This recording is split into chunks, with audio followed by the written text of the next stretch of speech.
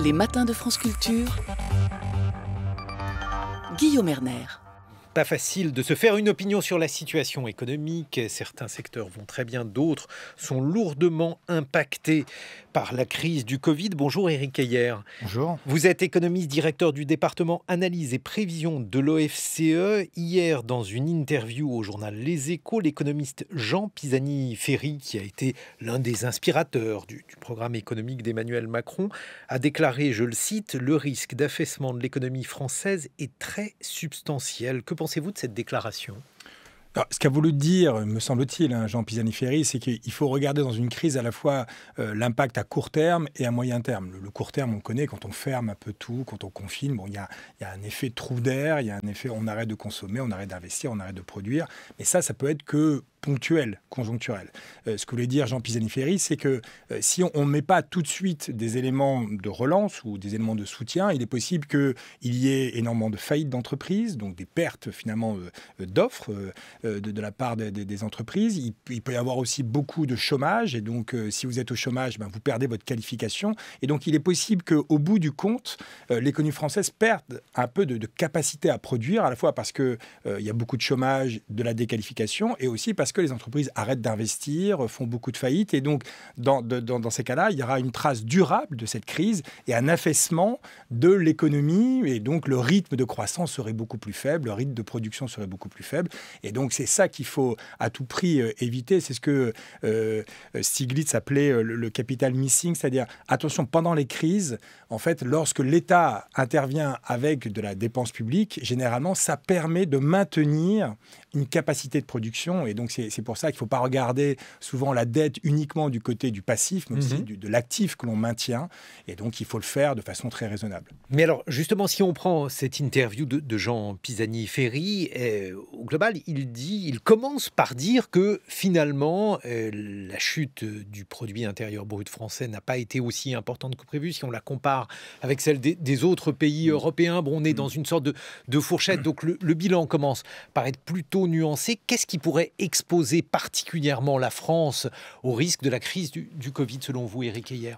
Il y a différents points. Alors d'abord, il faut rappeler une chose assez précise, c'est qu'aujourd'hui, quand même, c'est une crise inédite et y compris les statisticiens ont beaucoup de mal à nous donner une photographie précise. Et de ce point de vue-là, la France a tout de même un outil statistique de très très bonne qualité. Et donc aujourd'hui, quand on se compare, très souvent, il faut avoir ça en tête, c'est que la France mesure un peu mieux et photographie un peu mieux que les autres. Et donc généralement, les autres, après, reviennent vers nous. Donc attention, il faut vraiment être très modeste quand on fait des comparaisons internationales.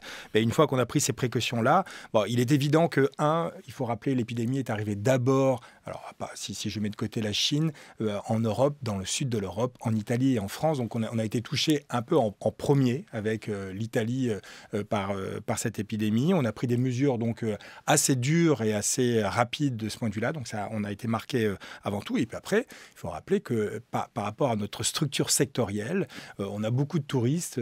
En tout cas, le poids du secteur du tourisme est extrêmement important, le poids du secteur des services aussi, etc. Et donc, du coup, on est un peu plus impacté quand on est un pays du Sud, avec effectivement ce poids du tourisme que les autres. Et donc, la France, de ce point de vue-là, a été touchée. Et puis, parce que nos forces, c'était souvent l'aéronautique, etc. Et donc, tous ces secteurs ont été un peu plus impactés. Et donc, pour ces raisons-là, il faut s'attendre à des statistiques pour la France qui sont un peu plus dégradées d'un point de vue PIB. Mais on voit aujourd'hui, c'est encore une fois avec les précautions initiales, qu'on se situe avec l'Espagne et l'Italie un peu dans le bas au moment du confinement, mais qu'aujourd'hui, le pays qui semblerait être le plus touché en Europe, c'est le Royaume-Uni. Et le Royaume-Uni... Est-ce que vous comprenez pourquoi, Éric Heyer ? Alors là, je pense que pour le coup, la gestion de la crise sanitaire, je m'avance un peu, parce qu'il va falloir faire après le bilan de cette gestion. La gestion a été très particulière au Royaume-Uni. Ils ont pris des mesures bien plus tardivement que les nôtres, et qu'aujourd'hui, ils sont en train d'en payer le coût, à la fois d'un point de vue de la mortalité, mais aussi d'un point de vue économique. Et donc, ils ont pris du retard de ce point de vue-là, encore une fois, en étant extrêmement modeste, parce que sans doute, les dernières statistiques, les prochaines statistiques, pourraient rebattre les 4. C'est une crise complètement inédite, Éric Heyer, parce que, on l'a vu, les Français n'ont jamais autant épargné. Ça veut dire que l'épargne de précaution est aujourd'hui extrêmement consistante. Qu'est-ce que ça veut dire? Quelles vont être les conséquences économiques de cette épargne de précaution? Et puis, comment pourrait-on faire en sorte, si c'est souhaitable pour vous, que les Français cessent d'épargner, donc dépensent une partie de ce bas de laine? Alors peut-être que je vais vous reprendre sur le terme de épargne. C'est peut-être pas une épargne. Vous voyez, une épargne, c'est lorsque vous décidez de le faire. Là, ils ont été contraints de le faire. C'est-à-dire qu'ils étaient empêchés d'aller consommer pendant le Ça, c'était pendant le confinement. Oui, d'accord. Alors, mais c'est ça, ces fameux 75 milliards d'euros, c'est lié au confinement, on n'a pas pu aller consommer. Et donc, est-ce que ça va se transformer en épargne? Ouais, c'est ça la question. Est-ce que, du coup, maintenant, les ménages vont se poser la question, mais en fait, je n'avais pas besoin de consommer autant. Et l'avenir n'est pas rose. Et donc, du coup, je vais maintenant la transformer en épargne, en véritable épargne. Pour l'instant, c'est sur les comptes bancaires, dit autrement. C'est-à-dire que ces comptes bancaires... C'est par exemple l'inquiétude de l'Institut Rexecode, proche du MEDEF, qui dit l'épargne contrainte s'est transformée en épargne de précaution. Alors, c'est peut-être un peu tôt pour le dire. Vous voyez, je ne suis pas sûr qu'on soit sorti de cette crise sanitaire encore complètement. Elle est pas derrière nous. Et donc, globalement, vous voyez, l'épargne de précaution, c'est généralement lorsque le chômage explose. Alors, pour l'instant, le chômage n'a pas encore explosé. De façon, on pourra y revenir si vous le souhaitez. Mais c'est vrai qu'il y a fort à parier que dans les mois, les trimestres à venir, le chômage augmente. Et donc, ça se transforme en épargne de précaution. Alors, vous voyez, ce qu'il faut être, là où il faut être aussi assez clair, c'est que ces 75 milliards, alors le gouvernement, en tout cas le maire parle plutôt de 100 milliards sur l'ensemble de l'année, donc ça veut dire qu'il pense que ça va continuer jusqu'à 100 milliards. Donc vous voyez, c'est pas... Quelles peuvent être justement les conséquences lorsqu'il y a énormément de dépôts dans les banques? Qu'est-ce que ça fait au niveau macroéconomique? Alors, normalement, vous voyez, rien ne se perd. L'épargne est égale à l'investissement. C'est-à-dire qu'on apprend ça en première année d'économie. Donc si ça devient une épargne, ça veut dire qu'il y aura un investissement en face. Alors cet investissement, soit il est privé, soit ce sont les entreprises qui le font, soit il est public. Et aujourd'hui, les entreprises ne l'utilisent pas pour investir parce qu'aujourd'hui, elles n'ont pas besoin d'investir énormément. Et donc, on revient à ce que nous disait Jean Pisani-Ferry, c'est-à-dire si les entreprises n'investissent plus, il n'y a plus de productivité. S'il n'y a plus de productivité, il n'y a plus de croissance demain. Et donc, c'est là où l'État a un rôle indispensable. C'est-à-dire qu'il faut qu'il aille chercher cette épargne pour investir dans l'avenir. Et comment on le fait? Avec de la dette publique. Et cette épargne ira financer cette dette publique. C'est quand même une crise bizarre parce que dans les crises traditionnelles ou en tout cas dans les crises passées, Eric Heyer, on a l'habitude de voir par exemple les actifs baisser. Par exemple, les prix de l'immobilier. Là, les prix de l'immobilier, semble-t-il, ne baissent pas. La bourse, alors c'est compliqué parce qu'il faut faire des moyennes, mais au global, elle a commencé par perdre et puis elle a regagné. Là aussi, comment expliquez-vous cela? Alors, et aujourd'hui, c'est une crise très particulière, c'est parce que, par ailleurs, les banques centrales ont appris des autres crises et donc tout de suite ont injecté énormément de liquidités. C'est-à-dire qu'aujourd'hui, il y a énormément d'argent dans l'économie. Et donc, vous voyez, cet argent-là, avec des taux d'intérêt qui sont extrêmement faibles. Et donc, aujourd'hui, si vous avez un peu d'argent, les moyens de gagner un tout petit peu et de faire fructifier votre épargne, c'est aller dans l'immobilier et c'est aller aussi dans les actions. Alors, aujourd'hui, qu'il y ait potentiellement une bulle dans les actions, c'est quasi évident lorsque l'on... Enfin, quasi, je devrais être un peu plus prudent mais lorsque vous voyez les résultats d'entreprise et lorsque vous voyez les performances des différentes places boursières, vous vous rendez compte que finalement, il y a une survalorisation de ces actifs. Et donc, attention à un risque de constitution de bulles. Ça, c'est lié aux actions en partie des banques centrales qui injectent partout dans le monde énormément de liquidités. Et cette liquidité va se passer plutôt dans les actions ou dans l'immobilier, donc ce qui fait monter le prix de ces actifs. Alors, toujours si on continue la lecture des crises du passé, généralement, une crise systémique, une crise terrible, Eric Heyer, cela arrive quand les banques font faillite. Est-ce que là, il y a un risque dans ce domaine-là? Alors, un peu moins. Il y a toujours un risque. C'est-à-dire et c'est ça qu'il va falloir éviter, c'est qu'aujourd'hui, ce n'est pas les banques qui ont provoqué la crise. Et les banques étaient un peu mieux armées depuis 2008. On leur a demandé de faire des efforts. C'est les fameuses règles de Bâle. Et donc, elles avaient des fonds propres un peu plus importants que pendant les crises précédentes. Donc, elles étaient mieux armées pour subir une crise économique. Alors là, le problème, c'est qu'aujourd'hui, s'il devait y avoir... Et pour l'instant, il n'y a pas de faillite d'entreprise. Et donc, mais vous voyez, avec des entreprises qui s'endettent énormément aujourd'hui, avec ces prêts garantis. Si elle devait faire faillite, au bout d'un moment, c'est les banques qui vont récupérer du coup, ces faillites-là et donc elles également faire faillite. Alors c'est là où ces prêts-là sont garantis en grande partie par les États.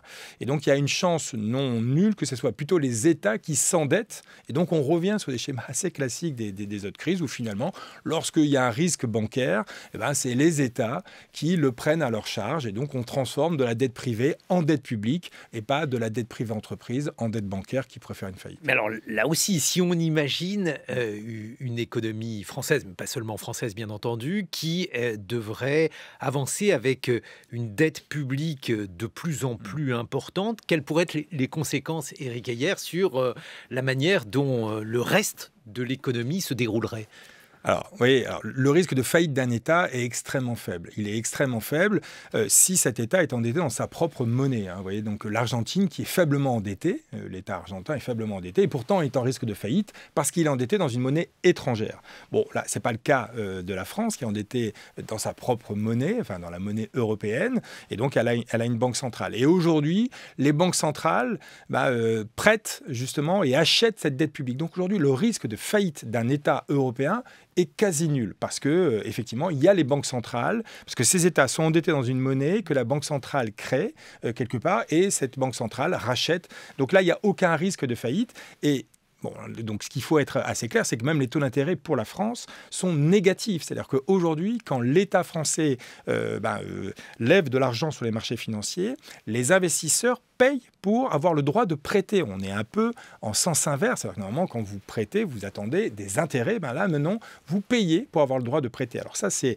aussi une conséquence qu'il faut avoir en tête. C'est-à-dire qu'aujourd'hui, des actifs sûrs, ça n'existe quasiment plus. C'est-à-dire qu'avant, admettons 2008, les agences de notation faisaient très mal leur travail et donc même les subprimes étaient considérés comme extrêmement sûrs. Et donc, puisqu'il faut avoir dans votre bilan, quand vous êtes une banque ou une assurance, des actifs risqués, mais aussi des actifs sûrs, à l'époque, c'était facile, il suffisait de vous pencher pour trouver des actifs sûrs. Aujourd'hui, ça n'existe plus, les actifs sûrs, sauf de la dette publique de certains États. Et la France est extrêmement bien notée, puisqu'elle a perdu son AAA, mais elle a la deuxième meilleure notation, si vous voulez, et donc elle est le 6e, 7e pays en termes de notation. Et donc systématiquement, lorsque la France arrive sur les marchés financiers, tout le monde s'arrache cet actif sûr. Et donc, pour s'arracher l'actif sûr, il faut payer maintenant pour avoir le droit d'avoir cet actif sûr. Et donc, tant que la France va rester un actif sûr, il n'y aura aucun souci. Et il y a des chances que ça dure, parce que la France, et alors surtout, il faut enlever cette idée qu'il faudrait potentiellement ne pas rembourser sa dette. Non, il faut toujours rembourser sa dette. Et tant que l'investisseur est sûr de pouvoir récupérer finalement sa mise, alors la France restera un actif sûr. Vous évoquiez le chômage, Éric Heyer, et là aussi, hélas, dans la conversation nationale, il est question du chômage qui ne peut qu'augmenter. On nous explique, par exemple, que Pôle emploi va embaucher pour faire face à cette croissance du chômage. D'où viendrait-il le chômage ? Non mais aujourd'hui, ce qu'il faut avoir en tête, c'est qu'au cours du premier semestre, depuis le début de l'année, le PIB a chuté d'à peu près 20%. Ouais. Normalement, quand vous avez 20% de chute de l'activité, vous avez à peu près 20% de la chute de l'emploi à la productivité près. 20%, c'est normalement de l'emploi dans le secteur privé, c'est plus de 4 millions d'emplois qui auraient dû être détruits. Oui. Quand on regarde les statistiques, aujourd'hui, il n'y a eu que, entre guillemets, 650 000 destructions d'emplois dans le secteur privé. Donc ça veut dire que l'activité partielle, grâce à ce chômage partiel, les entreprises n'ont pas licencié autant que la chute d'activité l'aurait réclamé. Mais attention, ce dispositif d'activité partielle va petit à petit devenir un peu moins généreux et donc les entreprises vont faire face à du sureffectif. Et donc il va falloir qu'elles ajustent. Et il est fort possible que ce soit à la rentrée, à partir de septembre, où ces entreprises, parce que le dispositif s'arrête fin août, les entreprises commencent à licencier. Il faut avoir aussi un autre statistique en tête, c'est que depuis le début de la crise économique, le coût pour l'économie française, c'est 165 milliards d'euros. Les finances publiques ont pris 100 milliards d'euros à leur charge, donc une grande partie. Mais il reste 65 milliards à la charge du secteur privé. Il y a une contribution des ménages à hauteur de 11 milliards et les entreprises qui ont perdu aux alentours de 54 milliards au cours de cette période-là. 54 milliards, les entreprises ne peuvent pas se permettre de rester avec ce coût-là. Et donc, il va y avoir des faillites aussi parce qu'on va leur demander petit à petit de rembourser un certain nombre de coûts qui avaient été mis sous le tapis pendant la crise économique. Et donc, attention au risque de faillite en ce début de cette rentrée et donc avec des destructions d'emplois. Qu'est-ce que l'on peut faire face à cela, Éric Heyer? Parce que toutes les entreprises ne sont pas logées à la même enseigne. On comprend bien que le secteur aéronautique est plus touché que l'agroalimentaire et on le voit dans les chiffres. Qu'est-ce que l'on peut faire face à cela? C'est là où, vous voyez, ça a été en deux temps. Dans un premier temps, il fallait faire un plan de soutien. Donc, c'est-à-dire qu'il fallait aider tout le monde. Il ne fallait pas faire du sectoriel. C'était des plans d'urgence. Il y avait un incendie. On est arrivé avec un Canadair et on a arrosé tout le monde. Alors, maintenant, on va dire que tout le monde est plutôt dans de la boue. Et même et certains sont en train de s'enfoncer dans cette boue. Mais bon, il y a un peu moins d'urgence. Et donc, c'est là où il faut faire maintenant du sur-mesure. Et il faut aider, effectivement, les secteurs qui sont en difficulté, les entreprises qui n'ont pas été aidées dans un premier temps, et surtout les entreprises qu'il faut aider, c'est-à-dire les entreprises qui sont vertueuses d'un point de vue environnemental, les entreprises qui ont un avenir d'un point de vue de leur activité. Donc maintenant, il faut faire du sur-mesure et arrêter de faire des cas généralisés. Et donc, là, de ce c'est pas ce que veut faire Bruno Le Maire, puisque si l'on en croit l'interview qu'il donne dans Les Échos aujourd'hui, il présente un plan pour les PME, toutes les PME. Oui, c'est vrai que lorsque vous enlevez l'impôt à la production, vous enlevez l'impôt à la production pour tout le monde. Alors, vous l'enlevez également pour des entreprises qui se portent bien ou des entreprises qui ont été énormément aidées pendant la crise ou des entreprises qui ne sont pas viables ou qui, d'un point de vue environnemental, ne jouent pas le jeu. Donc, moi, j'aurais préféré justement des plans qui soient un peu plus ciblés sur... vous voyez, aujourd'hui, l'économie est à l'arrêt. Il faut se poser la question vers quelle voie il faut aller et est-ce qu'il faut remettre toute l'économie en marche ou pas, ou simplement les entreprises vertueuses. Eh bien, je vous propose d'en discuter dans quelques instants en compagnie de Dominique Schelcher, qui est présidente de Système U, le groupe de distribution. On verra justement quel est son point de vue sur ce plan présenté aujourd'hui par Bruno Le Maire dans le journal Les Échos. Éric Heyer, je rappelle que vous êtes directeur du département analyse et prévision de l'OFCE. Il est 8h sur France Culture. Excellent réveil à tous. 7h, 9h, les matins de France Culture, Guillaume Erner. Et en matière économique aussi, la rentrée se fait sous le signe du Covid. Nous sommes en compagnie d'Éric Heyer, économiste, directeur du département analyse et prévision de l'OFCE, l'Observatoire français des conjonctures économiques. Et nous accueillons Dominique Schelcher. Bonjour. Vous êtes présidente de Système U, Dominique Schelcher. Système U, c'est un groupe de distribution rassemblant environ 1600 points de vente et 20 milliards de chiffre d'affaires, ce qui vous donne du coup un observatoire rêver pour voir comment vont ces PME, vers lesquelles Bercy dirige aujourd'hui un plan pour éviter les faillites de certaines d'entre elles. Oui, la situation est préoccupante, mais elle est en même temps contrastée. C'est-à-dire que nous, en face de nous, effectivement, avec nos 1600 magasins, 1200 patrons indépendants, nous sommes une coopérative de commerçants indépendants, nous avons en face de nous, nous sommes déjà des PME, et nous avons en face de nous un certain nombre de PME. Et je dis situation contrastée parce qu'il y a des activités qui vont bien, notamment par exemple la distribution alimentaire a traversé correctement la crise parce que les Français ont dû s'alimenter, faire leurs courses, tout le monde était à la maison, les restaurants étaient fermés, certains le sont encore, les cantines ne sont pas toutes ouvertes, donc cette activité-là allait plutôt bien. Par contre, il y a des secteurs géographiques où c'était plus difficile. Quand il y a moins de touristes, Paris, la Côte d'Azur, il y a beaucoup moins de monde, donc là c'est plus difficile. Les magasins saisonniers qui avaient l'habitude de travailler avec beaucoup de touristes, donc pour eux c'est plus difficile. Mais je pense que globalement sur l'année, eux vont résister. Par contre, on travaille avec beaucoup de PME qui nous livrent et dont nous ne sommes pas les seuls clients, qui travaillent beaucoup avec la restauration par exemple. Et elles sont en partie en difficulté. Donc, le fameux plan de relance qui arrive, pour nous, notre vision, c'est qu'il doit être, je dirais, très chirurgical. Il ne faut surtout pas arroser massivement, des secteurs entiers, mais bien choisir ceux qui sont en difficulté et aider là où il le faut. Moi, j'ai trouvé très intéressante l'initiative du gouvernement britannique, par exemple, qui aide la restauration en payant, je crois, une partie du premier repas dans les prochains temps ou en début de semaine. Enfin, je ne sais plus exactement le détail, mais j'ai trouvé ça intéressant parce que, par exemple, la restauration doit redémarrer pour que les petits producteurs de fruits, de légumes, de poissons qui vendent à ces restaurants-là puissent s'en sortir. Alors, ça veut dire que ce n'est pas le plan français, puisque le plan français serait plutôt arroser largement toutes les PME avec des prêts garantis par l'État à long terme, si tant est d'ailleurs que toutes ces PME aient réussi à obtenir le prêt garanti par l'État. Alors on entend effectivement que quelques-unes ne l'ont pas obtenu, mais pourquoi ? Parce qu'elles étaient déjà dans des situations économiques fragilisées auparavant. Et donc à un moment, les banques ne peuvent pas soutenir des entreprises déjà fragilisées. Mais moi, ce que j'observe, c'est qu'elles sont assez minoritaires. Globalement, les entreprises qu'on a en face de nous ont obtenu ces prêts.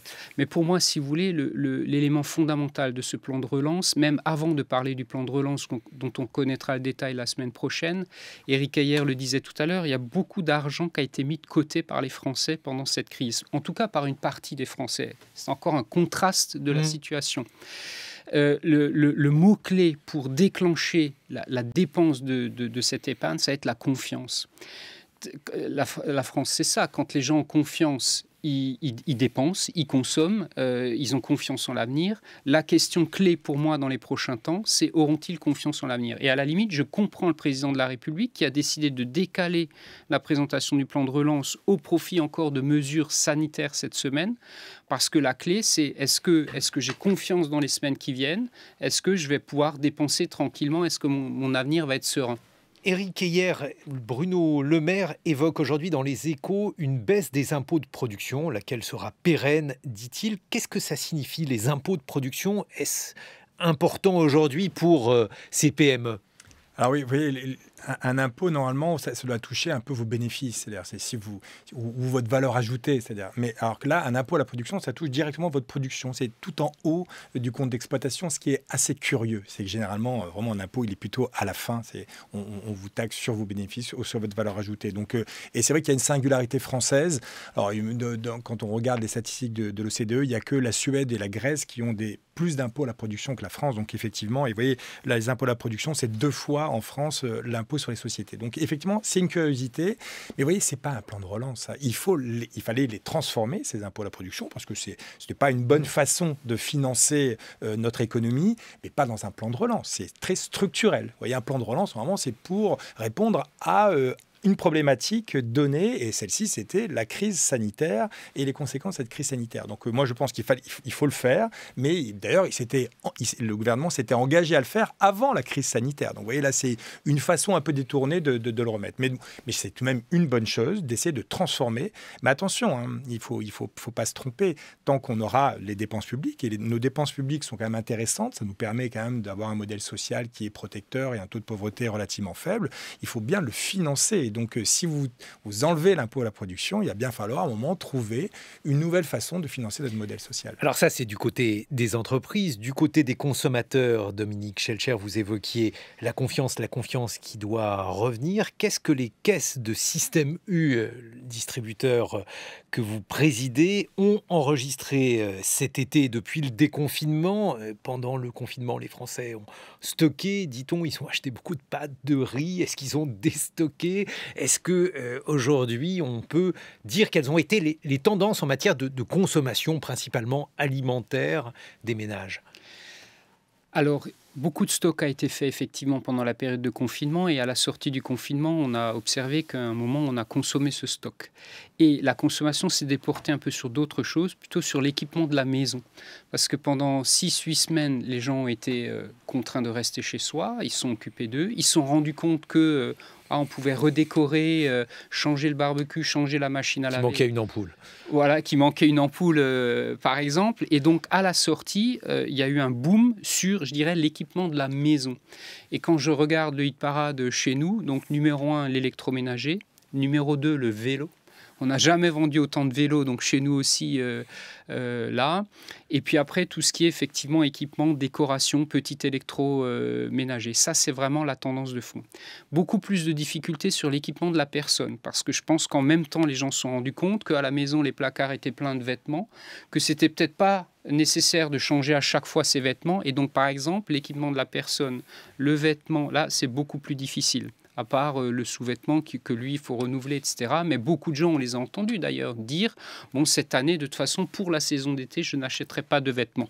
Est-ce que les dépenses festives, je sais que c'est toujours compliqué de définir une dépense festive, je lisais ces jours-ci dans la presse par exemple, les producteurs de champagne qui se plaignent beaucoup, est-ce que vous les avez vus régresser? Est-ce que vous les voyez toujours régresser, Dominique Schelcher? Alors, coup d'arrêt complet aux dépenses festives pendant le confinement. Toutes les ventes d'alcool, d'apéritifs, de biscuits apéritifs, tout ça a été fortement réduit pendant le confinement parce que les gens ne se réunissaient plus. Et on voit que en France, il y a cette dimension de la convivialité qui est importante dans la consommation.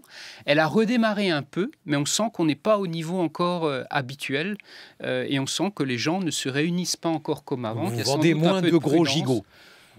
Alors, de gros gigots. Alors, par contre, la viande a repris. C'est la plus forte progression chez nous depuis le début de l'année. C'est vrai ? La viande. La boucherie était en recul, je dirais, ces dernières années. On mangeait un peu moins de viande. Je pense que pendant le confinement, les gens ont réappris à cuisiner. Donc, une bonne cuisine se fait à partir d'un bon morceau de viande, d'un bon morceau de poisson. Ces marchés-là sont revigorés depuis le début de l'année et la boucherie est en forte croissance en 2020. Est-ce que ça veut dire que finalement on a exagéré, peut-être d'ailleurs les médias, les changements de mode de consommation, Dominique Schelcher? Est-ce que vous voyez monter la sobriété? Est-ce qu'un certain nombre de ménages tournent le dos à une consommation qu'ils jugeraient ou que l'on jugerait abusive? Est-ce que vous voyez de véritables inflexions dans la manière dont les Français consomment? C'était votre introduction. Nous, on est au cœur de la vie des gens et on est à un formidable poste d'observation. Moi, ce que j'observe aujourd'hui en face de nous, on a deux France. On a ces Français qui ont épargné peut-être à la fin de l'année 75 milliards aujourd'hui, peut-être 100 milliards à la fin de l'année, qui sont à l'aise, qui sont des gens qui sont à l'affût des nouvelles tendances, du bio, du sans pesticides, du mieux manger, et peut-être même du manger moins. Ce sont les premiers à dire je vais acheter moins, je garde ce que j'ai, voilà. Et en plus, ils ont les moyens, ils sont à l'aise. Donc ça s'est quand même accéléré. On a vu ces gens extrêmement attentifs. Mais il y a une autre partie de la population, beaucoup plus contrainte, pour qui le pouvoir d'achat est plus difficile parce qu'elle est déjà au chômage partiel, parce qu'elle est peut-être déjà au chômage tout court, et on voit que ça arrive, on l'entend. Jamais nous n'avons dans nos magasins reçu autant de CV. Il y a un an en arrière, c'était quasiment la pénurie de CV parce que le chômage se portait beaucoup mieux. Là, on a des CV, donc ça, c'est un critère très fort. Et ces gens-là, sous la contrainte, sont eux beaucoup plus attentifs au prix, à ce qu'ils peuvent dépenser et à comment ils le dépensent. Donc, on a ces deux parties de la population, nous, à gérer en tant que commerçants. Il faut continuer à proposer des produits toujours plus vertueux, plus sains, des bonnes recettes. L'origine France, ça, c'est quelque chose qui a été très recherché pendant cette période à la première partie de la population. À la seconde, alors, il faut aussi proposer des bons produits, etc., mais avec une attention beaucoup plus forte sur le prix parce que son budget est extrêmement serré. Éric Heyer, ces Français qui ont épargné, alors épargne contrainte ou pas, ou en tout cas qui aujourd'hui ont sur leur compte en banque beaucoup d'argent, comment peut-on les inciter à dépenser pour permettre à cette France-là qui, elle au contraire, a des difficultés à gagner de l'argent, pour permettre donc à cette France-là de mieux vivre? Alors, ce qui est important quand même sans doute d'avoir en tête, c'est que pendant le confinement, la consommation a baissé à peu près de 30% et à peu près partout, que ce soit dans l'industrie, dans les services, l'automobile, la restauration, tout. La reprise Vous voyez, la reprise ne va pas se faire de façon homogène. C'est-à-dire que globalement, il y a une certaine partie de cette consommation qui a juste été reportée. Je devais acheter une automobile, je la reporte. Et donc là, on peut considérer qu'il y a un trou d'air, ça va repartir.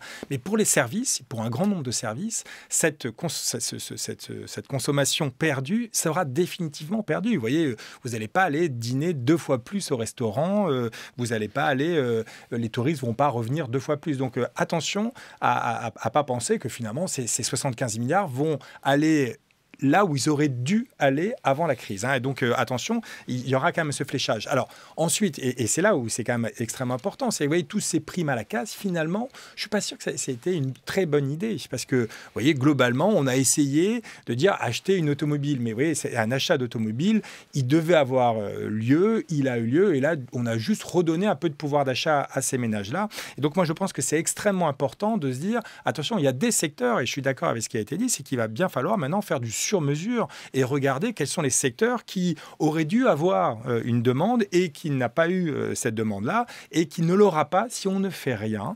Et donc, c'est ces secteurs-là qu'il va falloir aider. Et là, bien sûr, on pense à l'hôtellerie, la restauration, on peut penser aussi au spectacle vivant. Enfin, vous voyez, tous ces genres de consommation-là, c'est ça qu'il va falloir aller. Et alors, et ensuite, il va falloir mettre vraiment cette contrainte environnementale dans l'orientation parce qu'il ne s'agit pas de repartir exactement sur la consommation qu'on avait avant la crise, parce qu'on sait que cette consommation-là va buter contre la contrainte environnementale. Dominique Schelcher, vous qui dirigez le groupe Système U, groupe de distributeurs, qu'en pensez-vous ? Oui, je suis tout à fait d'accord avec cette idée de mesure chirurgicale. Et par exemple, l'Allemagne a décidé, dès le mois de juin, massivement des baisses de TVA. Nous serions, par exemple, totalement contre une telle orientation. Je crois d'ailleurs que ce n'est pas celle du gouvernement. Pourquoi ? Parce qu'une telle baisse de TVA serait une forte baisse de revenus pour l'État et toucherait surtout toute la population et aussi cette population qu'a épargnée. Donc, aucune utilité. Par contre, des mesures très ciblées sur la population qui a le plus besoin de moyens. Je ne sais pas, les familles nombreuses sous un certain seuil de revenus. C'est ce type de mesures-là qu'il faut absolument privilégier pour aider ces gens-là à consommer. Et après, je redis... pour moi, le mot-clé d'une bonne partie de la population, la confiance. Les gens, on le voit depuis toujours, consomment quand ils ont confiance en l'avenir. Quand ils ne l'ont pas, ils gardent par précaution. Mais c'est difficile justement d'avoir confiance dans un environnement en mutation. Et alors on dit toujours qu'il ne faut pas laisser gaspiller une bonne crise. Votre secteur, la distribution, était en pleine mutation avant le Covid, avec certains distributeurs, alors pas Système U, mais certains distributeurs qui ont des difficultés parce qu'ils sont obligés de se réinventer. Qu'est-ce qui va se passer maintenant ? Est-ce qu'on ne va pas aller au-devant de fermetures de magasins qui vont créer du chômage en plus, disparition des caisses au profit de caisses automatiques qui là aussi vont créer du chômage avec également une forte croissance des drives puisque c'est ce qu'on a observé pendant le confinement, Dominique Schelcher. La crise a été un accélérateur d'un certain nombre de tendances préexistantes. C'est ce qu'on observe dans plein d'endroits et c'est vrai dans notre activité aussi. Première accélération au niveau du drive. Je pense qu'on a gagné plusieurs années dans l'utilisation du drive par un certain nombre de clients qui ne connaissaient pas ce service, qui s'y sont mis avec la crise pour se protéger, ne plus aller en magasin. Et ça donc, perdure le drive ? Alors, c'est monté très haut pendant la crise. On a d'ailleurs dû s'adapter, recruter pour faire face à la demande. C'est un peu redescendu, mais ça n'est pas redescendu au niveau d'avant. Donc, voilà, en sortie de crise, on a gagné un peu une étape. On n'est pas resté tout en haut, mais on a gagné un peu de la part de marché. Et le drive emploie moins que les magasins. Je veux dire, proportionnellement pour un panier. Mais alors, attendez, pas du tout. Parce que pourquoi ? Quand nous, on prépare, nous, on fait ça en picking en magasin. C'est-à-dire, ce sont nos collaborateurs qui font le tour du magasin à la place du client. Mais faire un panier de courses, il faut une personne qui le fait. Donc, on a recruté. C'est pas du tout moins de monde. Alors, vos marges vont baisser. Cette crise a des coûts. Vous avez raison de dire que cette crise a des coûts. Certes, l'alimentaire s'est porté correctement, mais avec des coûts importants, les coûts de la protection, des masques, du gel hydroalcoolique, des renforcements d'équipe. Et effectivement, le drive est une activité gratuite pour le client, mais qui a un coût pour l'entreprise. Donc, le modèle est en train d'évoluer. Ça, c'est un exemple. Après, vous parlez des caisses. Il n'y aura pas de disparition instantanée des caisses dans nos magasins. Ça a commencé. Mais quand on met en place... J'ai moi-même un magasin, je suis commerçant indépendant à la tête de Système U. J'ai moi-même un magasin. Quand j'ai mis en place mes caisses automatiques, j'ai recruté une personne qui s'occupe de ce poste. Elle s'occupe de plusieurs caisses automatiques. Elle s'occupe de plusieurs caisses automatiques, mais uniquement pour des paniers. À cet endroit-là, nous refusons les caddies complets. Donc bien sûr, la technologie va évoluer, mais ça ne va pas se faire du jour au lendemain parce qu'encaisser un caddie complet, on n'a pas encore la technologie. Elle finira par venir, mais on ne l'a pas encore. Et je peux vous dire qu'en zone rurale, nous, on est essentiellement dans des communes de moins de 5000 habitants, aux 4 coins de la France.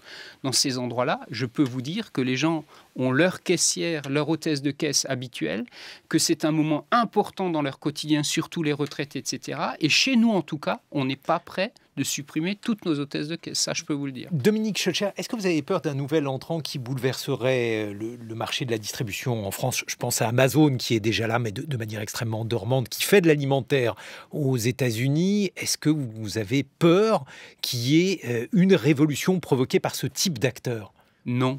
Nous n'avons pas peur de cette révolution-là. Pourquoi? J'étais à New York au début de l'année, juste avant la pandémie. J'ai visité les magasins Amazon Go. Ces magasins, bien sûr, qui n'ont pas du tout de personnel. Il n'y a plus du tout de personnel. Vous rentrez, vous êtes identifié par les caméras, etc. Ce que vous prenez est relevé par les caméras, vous sortez, etc. Ce sont des petits magasins de proximité, très urbains.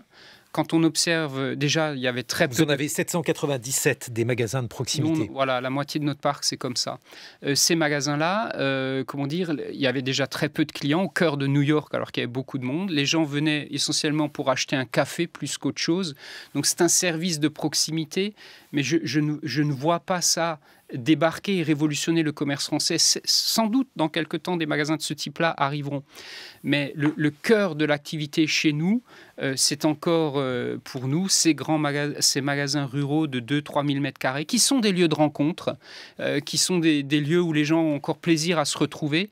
Et même si la dimension technologique va continuer à progresser, ces lieux de rencontre, ces lieux de vie, parler à son boucher, serrer une main, quand on pourra de nouveau le faire, ça aura toute une valeur qui sera encore longtemps irremplaçable dans l'alimentaire. Éric Heyer, parce qu'on a quand même peur de ça. Je voyais par exemple que certaines compagnies aériennes licencient et embauchent dans le même temps des gens qu'elles payent moins cher qu'auparavant. C'est-à-dire qu'il y ait une instrumentalisation de la crise de la part de certaines entreprises. Est-ce qu'on a raison de redouter cela ? Alors, enfin, bien entendu qu'il y aura ce phénomène-là. Alors, je pense que ça sera quand même un phénomène secondaire. Là, aujourd'hui, le principal élément, c'est bien une chute d'activité et il va bien falloir répondre à cette chute d'activité. Il y aura bien des licenciements qui seront liés à cette chute d'activité. Il ne faut pas encore le perdre de vue et rappeler 20% de chute du PIB en l'espace d'un semestre, c'est du jamais vu. Et donc, vous voyez, si l'activité ne repart pas, il y aura bien des chutes d'activité. Mais vous voyez, ce que vous dites est assez intéressant. Et moi, il me semble que, puisque ça va être général, cette chute d'activité, ces destructions d'emplois, il faut quand même rappeler que le plan du gouvernement de le cibler uniquement sur les jeunes, et vous voyez, ça, je pense qu'il y a un risque. Effectivement, les jeunes vont être fortement impactés. Il ne faut pas que cette cohorte soit une cohorte qui soit sacrifiée, mais attention à ne pas faire, finalement, dans cette file d'attente au chômage, un coupe-circuit uniquement pour les moins de 26 ans, parce qu'il faut penser au fait que tout le monde va être impacté. À ceux qui ont 27 ans. Et voilà, à ceux qui ont 27 ans et plus, à 40 ans. Et si à 40 ans, c'est tous les jeunes qui vous passent devant, vous allez tomber dans un chômage qui va devenir structurel, parce qu'au bout de 2-3 ans de chômage, vous savez que plus longtemps vous allez rester au chômage, plus la probabilité de retrouver un emploi sera faible. Et quand vous avez 40 ans, 45 ans, ça peut être extrêmement difficile de retrouver un emploi. Donc il faut avoir en tête que, bien entendu, il y aura des cas isolés, mais globalement, tout le monde va être impacté par cette crise. C'est quand même très important, ça, Dominique Schoelcher, puisque vous dirigez un groupe de distribution. La distribution, c'est l'un des seuls secteurs où on peut encore monter les échelons. L'escalier social fonctionne à plein. Voilà. Si il est possible d'y trouver une première embauche, si on ne supprime pas aussi les emplois les moins qualifiés, alors tout ça, comment ça va se passer maintenant? Comment ça se passe dès aujourd'hui? Puisque vous dites que vous recevez énormément de CV. nous recrutons. Déjà, la distribution, et nous particulièrement, qui sommes... Il y a des emplois vacants chez vous aujourd'hui? Il y a des emplois vacants chez nous. Je suis d'ailleurs en train de les recenser.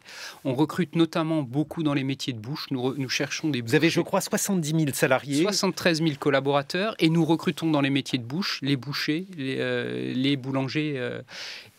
D'ailleurs, nous prenons une initiative à la rentrée. Nous lançons le 7 septembre notre propre CFA, un centre de formation d'apprentis, propre à eux, en partenariat avec 4 centres de formation d'apprentis en France. Et le but, c'est de proposer à des gens, même plus âgés, au-delà de 26 ans, des circuits de formation adaptés à notre enseigne, à notre activité, à la façon dont nous pratiquons la boucherie, la boulangerie, la pâtisserie. Et ça, c'est quelque chose auquel on tient parce que les jeunes s'intéressent aujourd'hui un peu moins à tous ces métiers.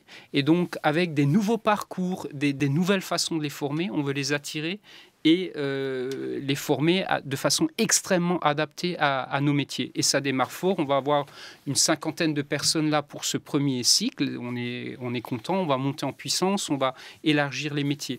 Donc nous, vous voyez, le message chez nous, il est positif, il est constructif. On recrute et vous avez raison de dire que l'escalier social fonctionne. J'ai parlé hier au téléphone avec un collègue qui est aujourd'hui patron propriétaire d'un magasin qui a démarré comme saisonnier en été, il y a 12 ans.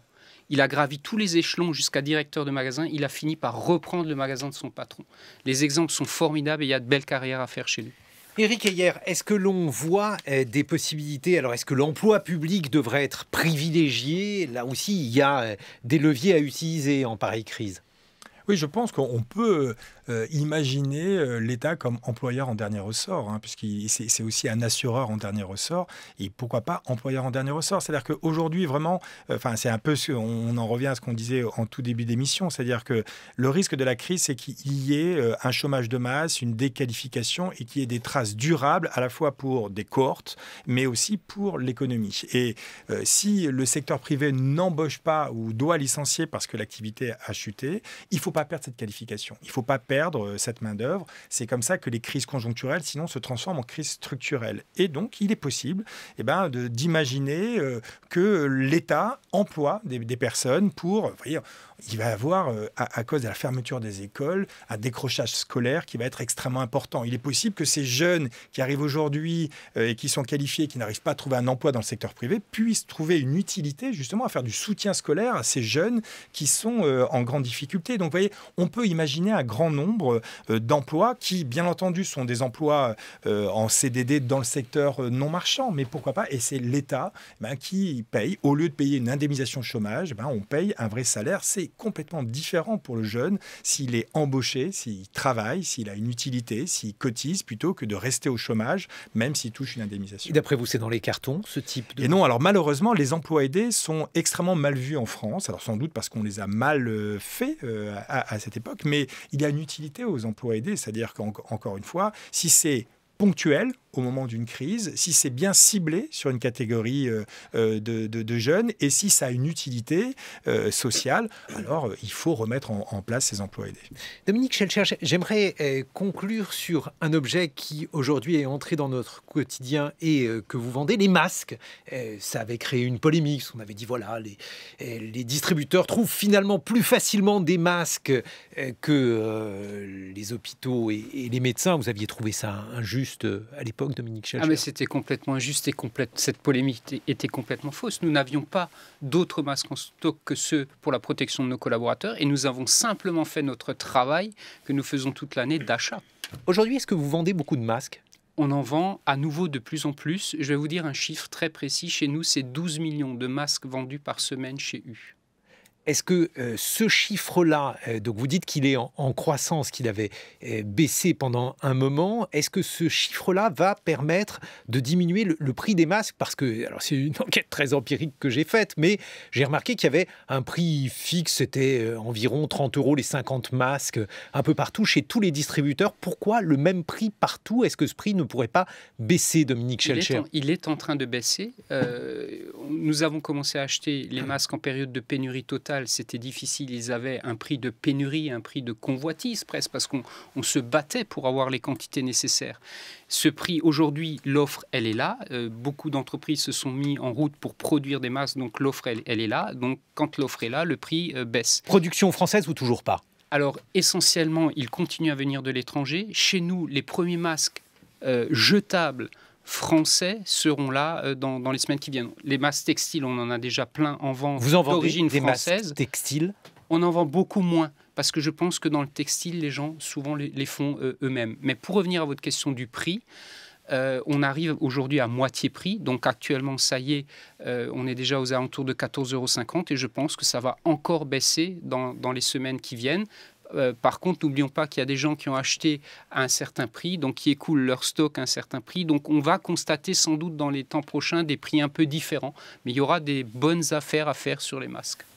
Merci à tous les deux. Dominique Schelcher, vous êtes président de Système U. Merci Éric Heyer, directeur du département analyse et prévision de l'Observatoire français des conjonctures économiques.